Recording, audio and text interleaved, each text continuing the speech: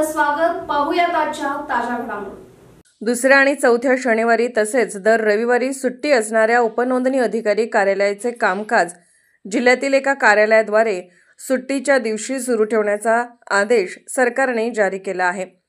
त्यानुसार येत्या शनिवार दिनांक 25 रोजी सदलगा उपनोंदणी कार्यालयाचे कामकाज सुरू राहणार आहे व मंगळवार दिनांक 28 रोजी बंद राहणार असल्याची माहिती सदलगा उपनोंदणी अधिकारी राजेंद्र कदम यांनी पत्रकारांशी बोलताना दिली.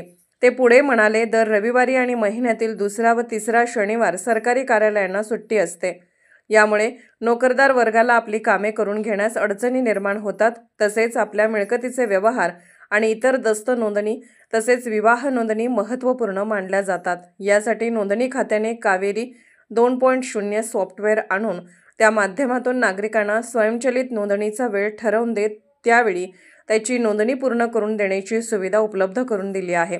यामुळे आपल्या खात्याची सुविधा अधिक सुलभ झाली आहे. मात्र नोकरदार वर्ग आणि इतर कामात व्यस्त असलेल्या नागरिकांना तसेच गर्दी टाळून आपली कामे करून घेऊ इच्छिणाऱ्या नागरिकांना याचा लाभ व्हावा या उद्देशाने सरकारने सुट्टीच्या दिवशी जिल्ह्यातील एक नोंदणी कार्यालय सुरू ठेवण्याचा आदेश जारी केला आहे. यानुसार गेल्या काही दिवसापासून जिल्ह्यातील एक नोंदणी कार्यालयातील कामकाज सुट्टीच्या दिवशीही सुरू आहेत. येत्या शनिवारी म्हणजेच 25 रोजी सदलगा उपनोंदणी कार्यालय सुरू राहणार आहे. यामुळे उपनोंदणी कार्यालयाद्वारे खरेदी विक्रीचे व्यवहार सर्व प्रकारच्या नोंदणी या दिवशी करण्यात येणार आहेत. या सुविधेचा नागरिकांनी लाभ घेण्याचे आवाहन करण्यात आले. त्याचबरोबर शनिवारची सुट्टी मंगळवारी दिनांक 28 रोजी जाहीर करण्यात आली असून याची नोंद घेण्याचे आवाहनही यावेळी राजेंद्र कदम यांनी केले.